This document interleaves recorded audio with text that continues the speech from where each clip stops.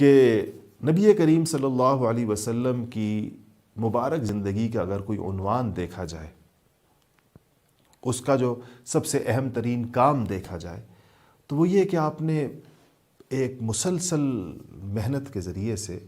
اور اللہ جل شانہ کی طرف سے مسلسل آسمانوں سے اترتی ہوئی وحی کی روشنی میں ایک بہت ہی زبردست، پاکیزہ اور بڑے انتہائی کام کے لوگوں کی جماعت تیار کی۔ ان لوگوں کو آپ نے کیسے کفر کے اندھیروں سے اور دنیا کی دیگر پستیوں سے اٹھا کر جن بلندیوں تک پہنچا دیا، جن رفتوں تک پہنچا دیا، یہ جو اتنی بہت بڑی کنورژن اور پھر یہ جو ٹرانسفارمیشن تھی،